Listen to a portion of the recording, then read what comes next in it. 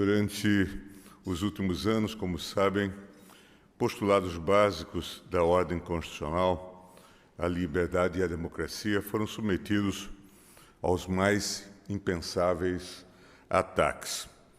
O surgimento de um populismo embalado por um discurso de ódio disseminado por soluções de tecnologia com alcance nunca antes visto, nos apresenta um fenômeno com evidente ineditismo. Por outro lado, é verdade, todo esse cenário de erosão constitucional revelou que o Estado brasileiro possui admirável resiliência. Estamos comemorando 34 anos da Constituição num estado de normalidade institucional, e esse é um valor que precisa ser destacado.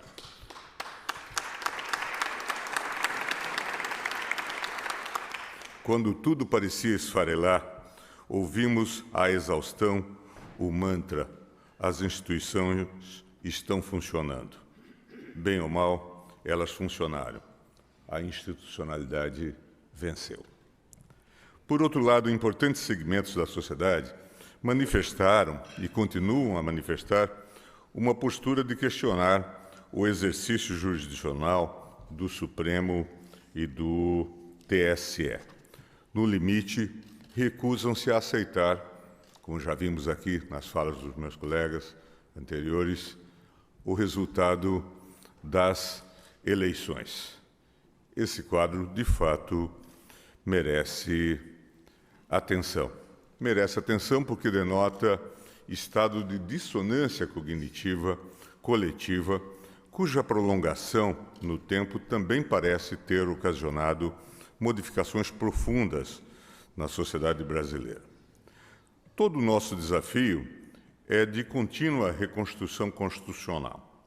Os episódios de intolerância que ora assistimos inspiram a tomada de atitude e que deverá ser levada a efeito em cada esfera competente, mas também impelem a refletir de que modo as instituições poderão tratar expectativas sociais frustradas. Sendo mais direto, é preciso indagar se há algo mais por trás dos discursos lunáticos e histéricos que pedem intervenção militar e a prisão do inventor da tomada de Três Pinos.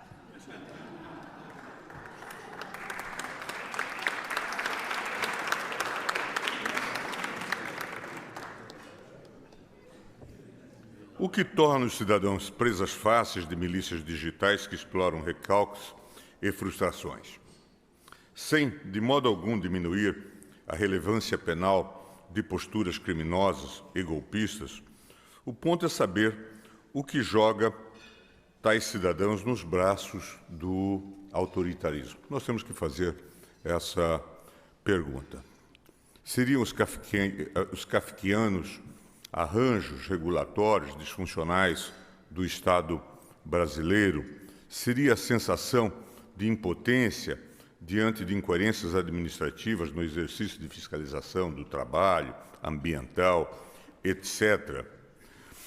Se a manutenção de um regime democrático requer que os cidadãos estejam verdadeiramente dispostos a lutar por ele, é intuitivo que essa democracia precisa recrutar esse cidadão para lutar pela democracia e não para destruí-la. Para isso, o Estado brasileiro precisa ter o cidadão na condição de alfa e ômega, e nenhum modo de organização do poder é mais eficiente para tanto do que a própria democracia.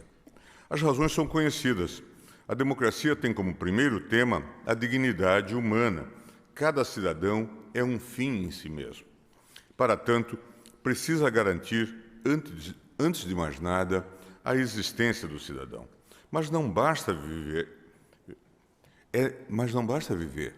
É necessário que o país propicie vida digna. Por isso, as democracias modernas precisam trabalhar com o conceito motriz, já foi falado aqui, inclusive agora na fala do ministro Barroso, da inclusão social.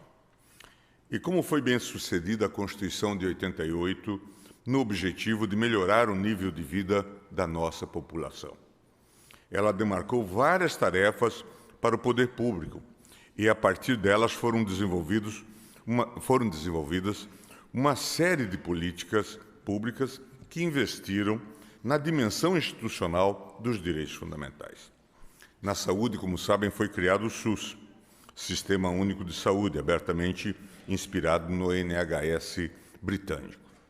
A universalidade e gratuidade exigiu dos municípios e estados de união o desenvolvimento de políticas públicas em chave de cooperação federativa e com participação democrática. Claro, a cooperação não é um dado, é uma construção política. E nós vimos isso durante a crise da pandemia, com todas as dissonâncias que se manifestaram. Requer predisposição para o diálogo e não para o confronto, que muito antes de ser gratuito, na verdade, assume vestes de cálculo político, pensado para alimentar uma massa de milicianos digitais sem que 700 mil mortes importem para nada. Os resultados da gestão da saúde na ambiência democrática pós-88, do ponto de vista qualitativo, acarretaram em verdadeira mudança de conceito de saúde praticado pelo poder público. Antes de 88, saúde era estado de não doença.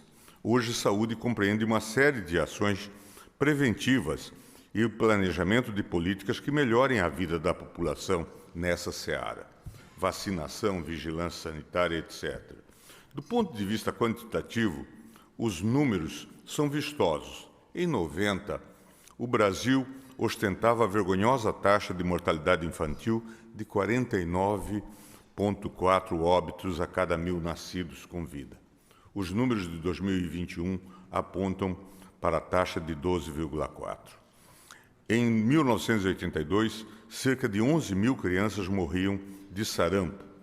Em 2000, a moléstia foi erradicada. Em 88, a expectativa de vida ao nascer era de 65 anos. Em 2020, 76 anos. Portanto, a própria Constituição teve uma influência significativa na vida das pessoas. Também na área da educação, a despeito dos déficits que têm sido e devem ser apontados, avançamos num modelo de criação de um sistema de controle, inclusive com o Fundeb, a educação pré-escolar e tudo mais, e uma tentativa de federalização desse debate. Mas eu encerro, senhoras e senhores, fazendo também aqui a necessidade, ou apontando a necessidade, de que, a despeito de muitos sucessos, dentre os quais se destaca a mantença da democracia, Michel e eu já discutimos várias vezes essa temática, reconhecendo que esse é o mais longo período de normalidade institucional da vida republicana, começar em 1889, e é um valor que nós não podemos desprezar. É fundamental, me parece fundamental, que o país crie uma nova agenda nesta nova fase. Nós construímos, e aqui estão economistas que participaram desse esforço, a ideia de responsabilidade fiscal. E avançamos significativamente nisso, a despeito das muitas discussões que existem. É fundamental, me parece, e a pandemia chamou a atenção para essa necessidade, que nós agora comecemos a escrever uma outra faceta, um outro capítulo da ideia de responsabilidade fiscal, que é a ideia de responsabilidade social. É fundamental que nós trabalhemos numa agenda de inclusão e que tenhamos uma meta no sentido da superação dessas brutais assimetrias, dessa brutal desigualdade que acomete o país. Muito obrigado.